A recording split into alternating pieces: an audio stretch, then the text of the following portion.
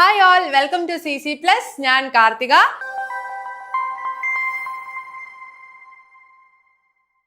അപ്പൊ നമ്മുടെ കഴിഞ്ഞ ലൈവ് ഒക്കെ എല്ലാവരും കണ്ടു കാണും അല്ലേ? സൈനിക് സ്കൂൾ എൻട്രൻസിന്റെ റിസൾട്ട് വന്നു. നമ്മുടെ CC പ്ലസിന്റെ 50-ലധികം കുഞ്ഞുങ്ങളാണ് സൈനിക് സ്കൂൾ എൻട്രൻസിലോട്ട് അല്ലെങ്കിൽ ഈ പറയുന്ന സൈനിക സ്കൂളുകളിലേക്കായിട്ടുള്ള റിട്ടൺ എക്സാമിനേഷൻ പാസ്സായിരിക്കുന്നത്.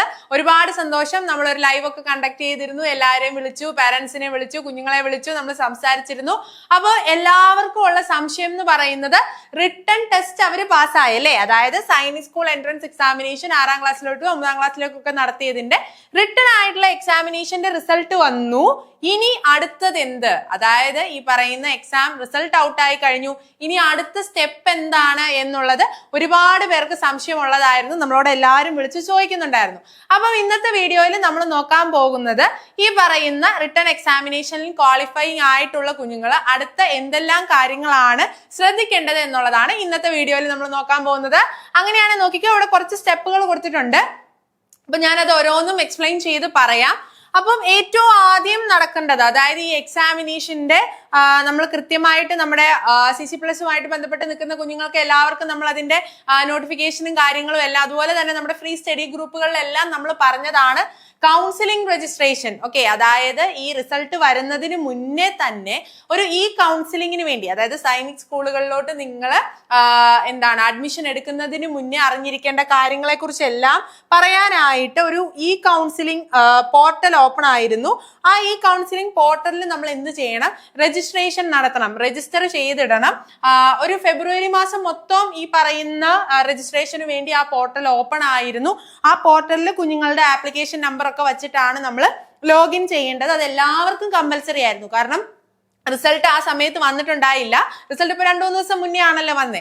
അപ്പൊ റിസൾട്ട് വരാത്തത് കൊണ്ട് തന്നെ ആ സമയത്ത് എല്ലാ കുഞ്ഞുങ്ങളും എന്ത് ചെയ്യണം?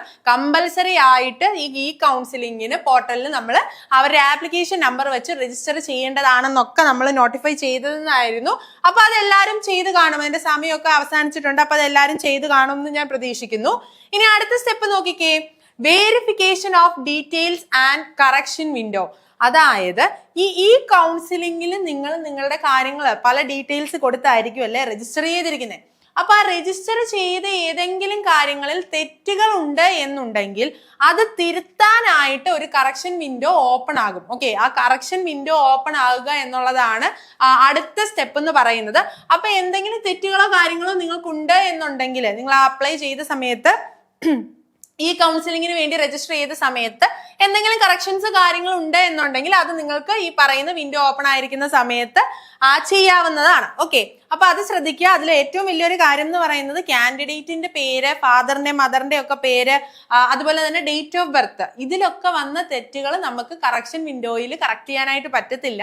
അതല്ലാതെയുള്ള തെറ്റുകൾ മാത്രമേ കറക്റ്റ് ചെയ്യാൻ പറ്റുള്ളൂ കേട്ടോ. അതൊന്ന് ശ്രദ്ധിച്ചോണം. പേരൊക്കെ അപ്പൊ ഏറ്റവും ആദ്യം ആപ്ലിക്കേഷൻ വയ്ക്കുന്നവർ, ഇനിയിപ്പം വച്ചു കഴിഞ്ഞവരുടെ കാര്യത്തിൽ നമുക്ക് പറയാനായിട്ട് പറ്റത്തില്ല. പക്ഷെ അടുത്ത സൈനിക് സ്കൂൾ എൻട്രൻസ് എക്സാമിനേഷൻ ആപ്ലിക്കേഷൻ വയ്ക്കാനായിട്ട് ഇരിക്കുന്നവരൊക്കെ ഒന്ന് ശ്രദ്ധിക്കുക. പേരൊക്കെ അത്രയും ഇമ്പോർട്ടൻസ് കൊടുത്ത് വളരെ ശ്രദ്ധിച്ചു മാത്രമേ ചെയ്യാവുള്ളൂ. ഒരുപാട് പേര് കൗൺസിലിങ്ങിന് രജിസ്റ്റർ ചെയ്തില്ല. കുഞ്ഞ് പാസ്സായിട്ടുണ്ട്, പക്ഷെ കൗൺസിലിങ്ങിന് രജിസ്റ്റർ ചെയ്തില്ല നമ്മളോട് പറയുന്നുണ്ട്. അങ്ങനെ ചെയ്യരുത്, കമ്പൽസറി ആണ്. കൗൺസിലിങ്ങിന് എല്ലാവരും തന്നെ എന്ത് ചെയ്യണമായിരുന്നു? രജിസ്റ്റർ ചെയ്യേണ്ടതാണ്. ഓക്കെ, അപ്പൊ ഇനി അടുത്ത വർഷത്തേക്കൊക്കെ എക്സാമിന് പ്രിപ്പയർ ചെയ്യുന്നവരുണ്ട് എന്നുണ്ടെങ്കിൽ അതൊക്കെ ഒന്ന് ശ്രദ്ധിച്ച് ചെയ്യുക. ഇനിയാണ് അടുത്തത് കണ്ടക്ട് ഓഫ് മെഡിക്കൽസ്. ഓക്കെ, അതാണ് ഏറ്റവും ഇമ്പോർട്ടന്റ് ആയിട്ട് വരുന്ന സ്റ്റെപ്പ് എന്ന് പറയുന്നത്. അതായത് ഈ എക്സാം പാസ്സായ ക്വാളിഫൈഡ് ആയിട്ടുള്ള കുഞ്ഞുങ്ങളിൽ നിന്ന് അവൈലബിൾ ആയിട്ടുള്ള വേക്കൻസിയിൽ നിന്ന്, അതായത് അവൈലബിൾ ആയിട്ടുള്ള സീറ്റുകൾക്ക് ഒരു 3 ഇരട്ടി കുഞ്ഞുങ്ങളെ ഇവരെന്തിനു ചെയ്യും? ഈ പറയുന്ന മെഡിക്കലിന് വേണ്ടി ഒരു പർട്ടിക്കുലർ ആയിട്ടുള്ള ഒരു സെന്റർ കൊടുക്കും. ഓക്കെ, അതായത് അവരുടെ ഡോമിസൈൽ ഏതാണ്, അവർ താമസിക്കുന്ന സ്ഥലം ഏതാണെന്ന് നോക്കി അവിടെ തന്നെ വരുന്ന ഒരു മെഡിക്കൽ സെന്റർ നമ്മുടെ കുഞ്ഞുങ്ങളുടെ പോർട്ടലിൽ തന്നെ നമുക്ക് അറിയാനായിട്ട് പറ്റും. അപ്പൊ ആ മെഡിക്കൽ സെന്ററിൽ പോയിട്ട് ഒരു ഡേറ്റ് നമുക്ക് പറഞ്ഞിട്ടുണ്ടായിരിക്കും. മാർച്ച് അവസാനം ഒരു ഡേറ്റ് ആണ്, നമുക്ക് ഡിസ്കസ് ചെയ്യാൻ അടുത്ത സ്ലൈഡിൽ നമ്മളത് പറയുന്നുണ്ട്. അപ്പൊ ആ ഡേറ്റിനുള്ളിൽ തന്നെ എന്ത് ചെയ്യുക?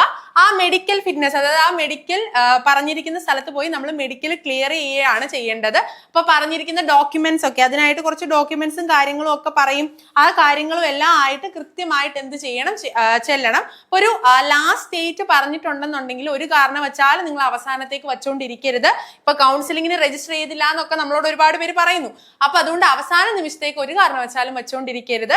ആ ലാസ്റ്റ് ഡേറ്റിന് മുന്നിൽ തന്നെ കൺസേൺഡ് ആയിട്ട് ഇപ്പൊ ഡേറ്റ് പറഞ്ഞിട്ടുണ്ട് എന്നുണ്ടെങ്കിൽ ആ ഡേറ്റിൽ തന്നെ പോയി എന്ത് ചെയ്യുക, മെഡിക്കൽസ് ക്ലിയർ ചെയ്യാനായിട്ട് ശ്രദ്ധിക്കുക. ഓക്കെ, മെഡിക്കൽസിന് കുട്ടികളെ എത്തിക്കാൻ പറഞ്ഞിട്ടുണ്ടെന്നുണ്ടെങ്കിൽ കൃത്യമായിട്ട് അത് എത്തിക്കുക കേട്ടോ. അപ്പൊ മെഡിക്കൽ നടത്തുക എന്നുള്ളതാണ് ഈ പറയുന്ന കൗൺസിലിംഗ് രജിസ്ട്രേഷൻ കഴിഞ്ഞിട്ട് വരുന്ന ഒരു സ്റ്റെപ്പ് എന്ന് പറയുന്നത്. അതിനുശേഷം എന്താണ് എന്നുള്ളത് നമുക്ക് നോക്കാം. ഇവിടെ കൊടുത്തിട്ടുണ്ട് choice filling or prioritisation of schools എന്ന് പറഞ്ഞാൽ ഇത്രേ ഉള്ളൂ. അതായത് ഇപ്പൊ നമ്മൾ ഈ പറയുന്ന മെഡിക്കലും കാര്യങ്ങളും എല്ലാം കഴിഞ്ഞ് ക്വാളിഫൈഡ് ആയിട്ടുണ്ട് എന്നുണ്ടെങ്കിൽ അവർക്ക് സ്കൂളുകൾ പ്രയോറിറ്റൈസ് ചെയ്യാൻ പറ്റും. സ്കൂളുകൾ പ്രയോറിറ്റൈസ് ചെയ്യാന്ന് വെച്ചാൽ ഇപ്പൊ ചിലവർ ചൂസ് ചെയ്തിരിക്കുന്നത് കഴക്കൂട്ടത്തുള്ള സൈനിക് സ്കൂൾ ആയിരിക്കും, ചിലവർ ഓപ്റ്റ് ചെയ്തിരിക്കുന്നത് എറണാകുളത്തുള്ള ഒരു ന്യൂ സൈനിക് സ്കൂൾ ആയിരിക്കും. അപ്പൊ തന്നിരിക്കുന്ന ലിസ്റ്റിൽ നിങ്ങൾക്ക് ഏതാണോ പ്രിഫറൻസ്, ഇപ്പൊ +1 +2 ഒക്കെ അലോട്ട്മെന്റ് സിസ്റ്റം നിങ്ങൾക്ക് അറിയാമല്ലോ. അപ്പൊ അതിലൊക്കെ നമ്മൾ കോളേജ് വയ്ക്കുമ്പോൾ എനിക്ക് ആദ്യം കിട്ടേണ്ട കോളേജ്, ഫസ്റ്റ് പ്രയോറിറ്റി കോളേജ് ഒക്കെ നമ്മൾ വയ്ക്കും. അതുപോലെ തന്നെ സ്കൂളുകൾ എന്ത് ചെയ്യാം, പ്രയോറിറ്റൈസ് ചെയ്യാം. അതാണ് അടുത്ത സ്റ്റെപ്പ് ആയിട്ട് വരുന്നത്. ഇവിടെ കൊടുത്തിട്ടുണ്ട് choice filling and prioritisation of school എന്ന് പറയുന്നത്.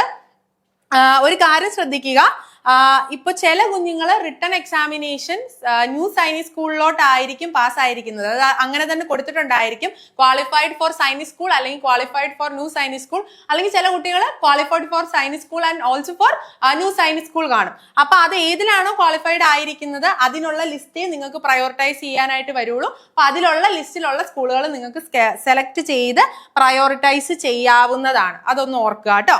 ഇനി അടുത്ത സ്റ്റെപ്പായിട്ട് കൊടുത്തിരിക്കുന്നത് lock in choices of schools. അതായത് ഈ പ്രയോറിറ്റൈസ് ചെയ്യാനായിട്ട് അവരൊരു ലാസ്റ്റ് ഡേറ്റ് പറയും. അപ്പൊ അതിന് തൊട്ടു മുന്നേ നിങ്ങളുടെ പ്രയോറിറ്റി എന്ത് ചെയ്തിരിക്കണം, നിങ്ങൾ ആ വിൻഡോയിൽ ലോക്ക് ചെയ്യണം. ലോക്ക് ചെയ്യാനായിട്ടുള്ള ഒരു ഓപ്ഷൻ, അത് ഫസ്റ്റ് ഓപ്ഷൻ എന്ന് പറയുന്ന മാറ്റുന്നില്ല, പ്രയോറിറ്റി അനുസരിച്ച് അത് തന്നെയാണ് എന്ന് ലോക്ക് ചെയ്യണം. ഇനി ഇൻ കേസ് നിങ്ങൾ അങ്ങനെ ചെയ്തില്ല എന്നുണ്ടെങ്കിൽ ഏതാണോ ലാസ്റ്റ് ആയിട്ട് നിങ്ങൾ പ്രയോറിറ്റി ചെയ്ത് വച്ചിരിക്കുന്നത് അത് സിസ്റ്റം ഓട്ടോമാറ്റിക് ആയിട്ട് എന്താണ് സേവ് ചെയ്യുകയായിരിക്കും ചെയ്യുന്നത്. First priority, second priority, third priority എന്നുള്ളത് അത് അങ്ങനെ വച്ചിരിക്കുന്നത്.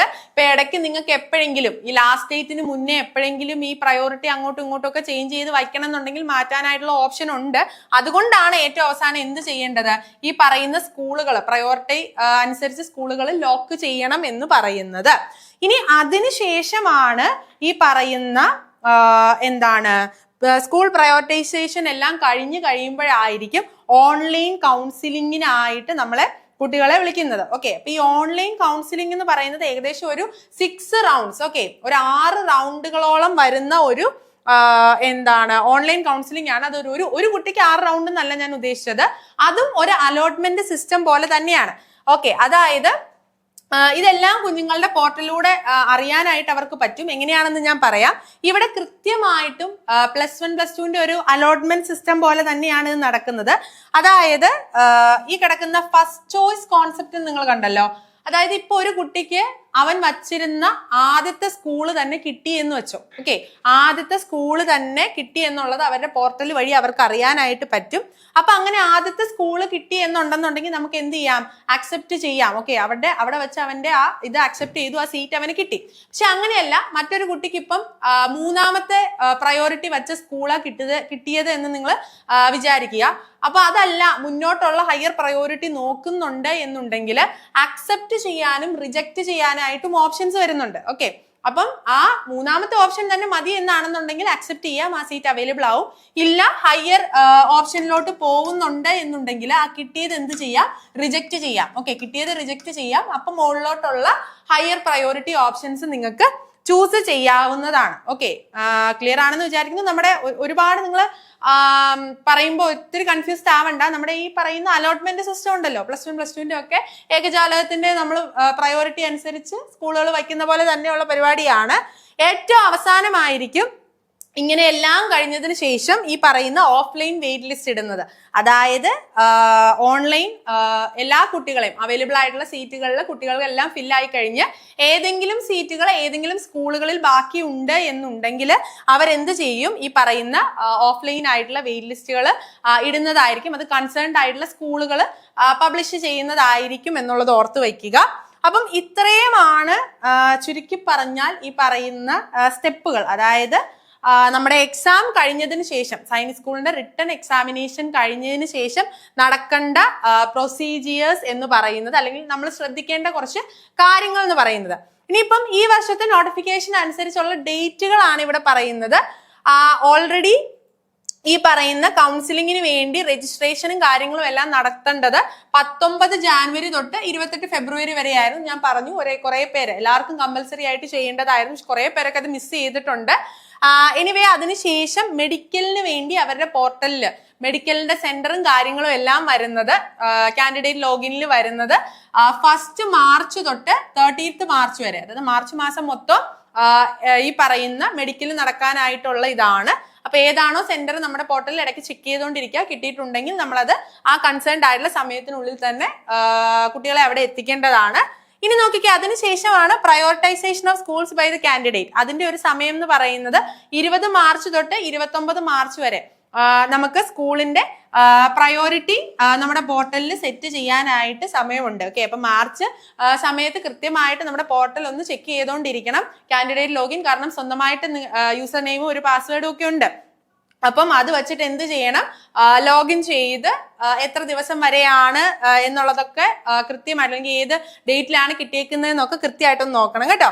ഇനി നോക്കിക്കേ, conduct of online counselling 6 rounds. ഇതാണ് ഞാൻ പറഞ്ഞത്. ഇതിനുശേഷം ഒരു ഏപ്രിൽ 5 തൊട്ട് 3 ജൂൺ വരെ ഈ ഓൺലൈൻ കൗൺസിലിംഗ് ഇങ്ങനെ നടന്നുകൊണ്ടേയിരിക്കും. അതായത് ഇത്രയും കുട്ടികളിൽ പല സ്കൂളുകളിലേക്കുള്ളത് എല്ലാം വരണമല്ലോ. അപ്പം ഈ ഡേറ്റുകൾക്കുള്ളിൽ, അതായത് 5 ഏപ്രിൽ തൊട്ട് 3 ജൂൺ വരെ ഈ കൗൺസിലിംഗ് പ്രോസസ് ഇങ്ങനെ നടന്നുകൊണ്ടേയിരിക്കും. ഇത് ഒരാൾക്ക് മാത്രമല്ലാട്ടോ, ഇത് എല്ലാവരുടെയും കൂടി അവര് ഇത്ര ഡേറ്റിനുള്ളിലാണ് ഈ പ്രോസസ്സുകൾ നടക്കുന്നതെന്ന് പറയുന്നതാണ്.